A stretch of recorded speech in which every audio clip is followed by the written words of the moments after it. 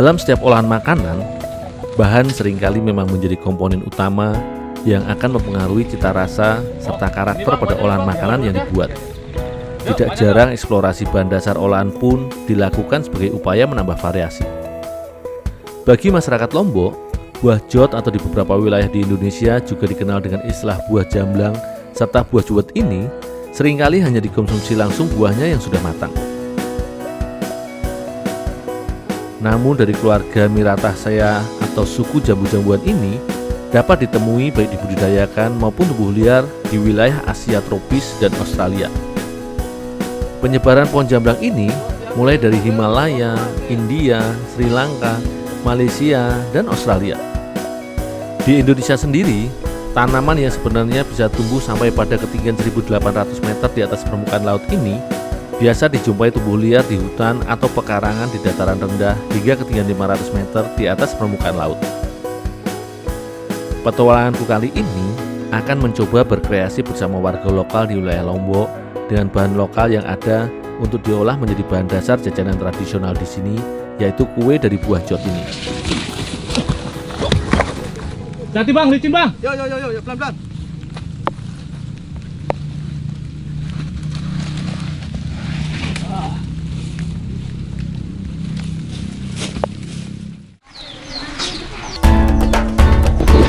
Sebelum diolah menjadi bahan jajanan atau makanan, buah juwet tentunya harus melewati beberapa tahapan agar aman untuk dikonsumsi serta mudah dicampurkan dengan bahan lainnya. Salah satunya dengan dicuci terlebih dahulu supaya bersih dari sisa kotoran dan juga binatang seperti serangga atau ulat yang terkadang melekat pada buah yang secara tampilan hampir mirip dengan buah anggur ini.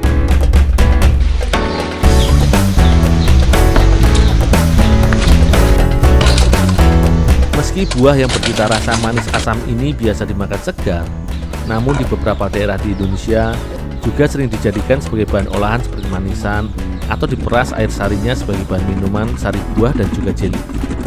Sebelum diolah, buah juwet dipisahkan dari biji kerasnya terlebih dahulu dengan cara digoncang di dalam dua wadah tertutup atau mangkuk yang ditangkupkan seperti ini. Selain mempermudah pemisahan daging buah yang lunak dengan biji, proses pemisahan biji dengan cara ini sengaja dilakukan agar tangan tidak terlalu kotor karena noda getah buah juwet.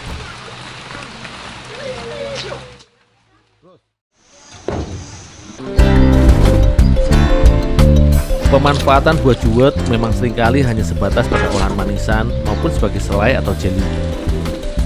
Sebenarnya, buah yang berdasarkan penelitian memiliki cukup banyak khasiat untuk pengobatan bagi tubuh ini dapat diaplikasikan ke berbagai macam olahan makanan atau jajanan.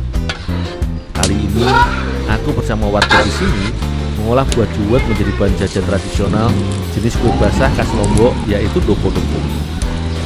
Doko-doko adalah kue basah atau jajanan yang terdiri dari dua macam komponen olahan bahan, yaitu bahan adonan dan juga bahan isian.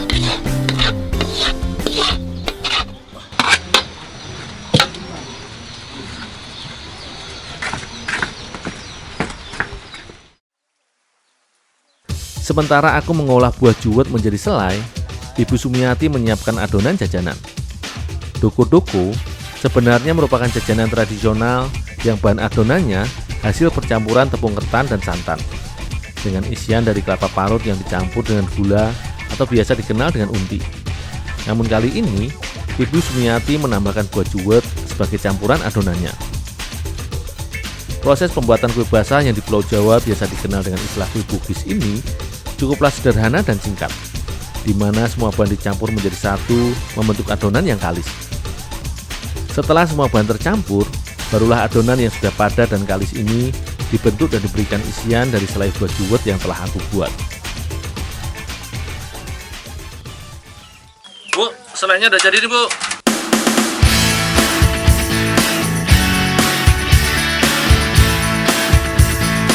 Tahap selanjutnya, adonan kue doko-doko atau di daerah Bugis juga dikenal dengan istilah roko-roko ini setelah dibentuk, kemudian dibungkus dengan daun untuk dimatangkan dengan cara dikukus.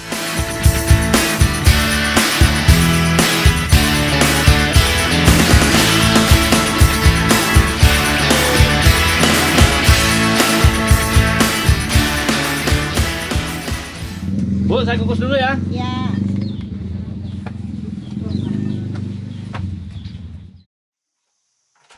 Di Indonesia, sajian makanan yang seringkali disebut jajanan atau berjenis kue basah merupakan olahan makanan yang proses pematangan adonannya seringkali dengan cara dikukus. Begitu halnya dengan jajan duku-duku ini. Adonan kue duku-duku juwet ini pun dimatangkan dengan mengandalkan panas dari uap air agar adonannya pulen dan lebih menyatu.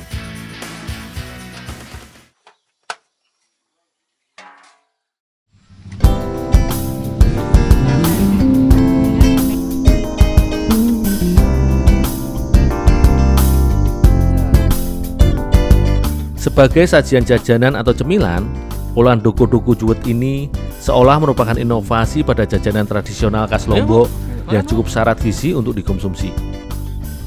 Berdasarkan penelitian, buah juwet atau jamblang ini selain kaya serat, vitamin, mineral, dan juga zat antioksidan, buah dengan cita rasa manis asam dan cenderung sepat ini juga mengandung glukosida, phytoflavin, serta antrisigen, di mana kedua zat ini membantu mengurangi kerapuan pembuluh darah kapiler pada penderita diabetes.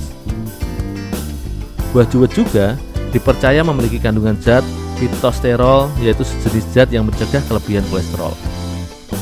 Jadi, tak ada salahnya bila mencoba berkreasi dengan menggunakan buah yang kini sudah hampir jarang dijumpai ini sebagai bahan dasar olahan makanan yang baik untuk dikonsumsi oleh tubuh.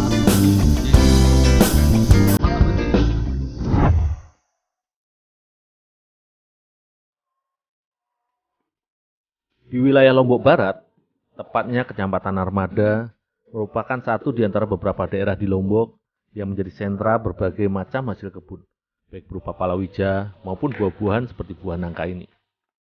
Desa Suranadi adalah salah satu daerah yang dikenal sebagai penghasil buah nangka yang cukup berlimpah. Di wilayah ini, buah nangka hasil panen yang telah terkumpul di pengepul biasanya selain didistribusikan ke pasaran seputaran Lombok, juga didistribusikan untuk memenuhi kebutuhan para pengrajin olahan makanan. Buah nangka atau juga dikenal dengan istilah jackfruit ini, selain dikonsumsi langsung sebagai buah meja, juga sering digunakan sebagai bahan beragam olahan makanan. Buah nangka hasil panen biasanya akan mengeluarkan aroma yang khas, yaitu harum dan manis ketika sudah matang. Daging buah pun biasanya sudah mengumpul di dalam sekat, sehingga akan berbunyi nyaring ketika dipukul.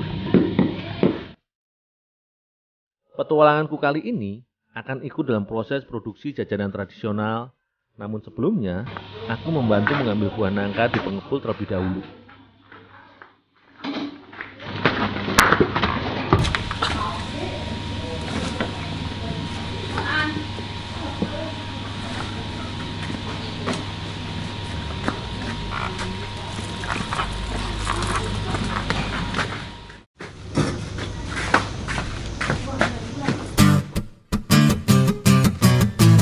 Di rumah produksi milik keluarga Pak Wirun ini, buah nangka biasa diolah menjadi bahan dasar beragam olahan jajanan maupun cemilan tradisional seperti keripik maupun dodol. Sebelum diolah menjadi bahan dasar jajanan, buah nangka yang sudah matang pun dikupas dari kulit luarnya, kemudian dibuang bijinya atau biasa dikenal sebagai beton. Dari setiap bagian pada buah nangka, biasanya hanya kulit luarnya saja yang tidak dapat dikonsumsi. Sementara biji atau beton dari buah nangka ini juga dapat diolah menjadi bahan dasar makanan. Namun di wilayah desa Suranadi, biji nangka yang terkumpul biasanya hanya dibuang percuma sebagai limbah atau terkadang dimanfaatkan sebagai bibit untuk ditanam. Karenanya, di rumah produksi yang sudah beroperasi selama 2 generasi ini, mencoba untuk mengolah biji buah nangka atau yang juga dikenal dengan istilah beton untuk dimanfaatkan sebagai bahan olahan makanan atau produk turunan. Biasanya, biji beton dimatangkan terlebih dahulu dengan cara dikukus. Dengan teknik kukus ini, biji nangka atau beton selain matang, teksturnya juga akan lebih lunak karena panas uap air meresap ke dalam setiap pori-pori lapisan biji. Proses pengukusan beton hingga matang biasanya membutuhkan waktu sekitar 40 menit agar teksturnya matang sempurna dan lunak, sehingga mudah untuk diolah nantinya.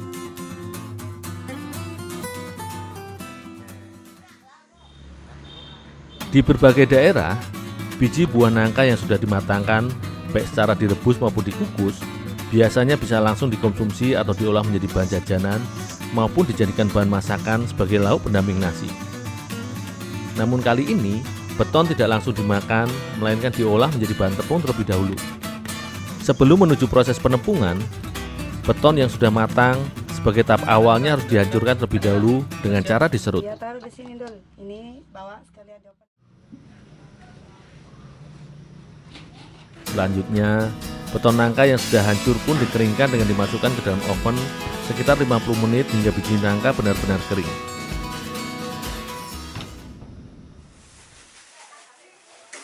Proses penepungan biji nangka ini tengah dikembangkan Pak Wirun guna memanfaatkan limbah dari buah nangka, bahan dasar produk dodol buatannya. Biji nangka atau beton yang sudah kering sempurna selanjutnya pun dihancurkan dengan ditumbuk sampai halus hingga menjadi butiran tepung. Kali ini, di rumah produksi yang bernama Hikmah Mandiri ini mempersiapkan tepung beton untuk diolah menjadi bahan dasar jajanan tradisional, yaitu Nagasari.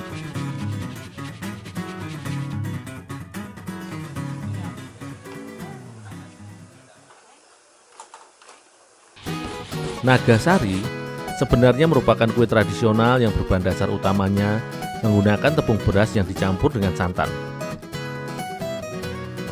Namun kali ini, aku bersama ibu-ibu berkreasi dengan isian buah nangka serta menggunakan adonan perpaduan dari tepung biji nangka atau beton dan santan kelapa sebagai bahan dasarnya.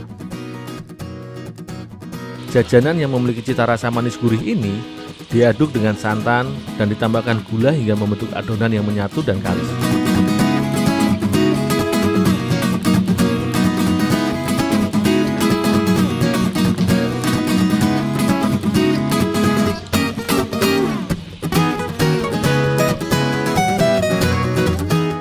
Selanjutnya, dibungkus dengan daun pisang untuk kemudian dimatangkan.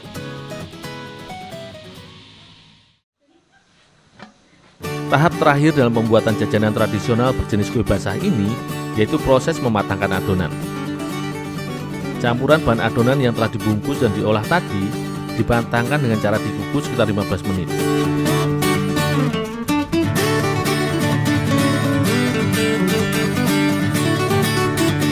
Bila daun pisang telah layu dan berubah warna, itu tandanya adonan Nagasari nangka ini telah matang sempurna.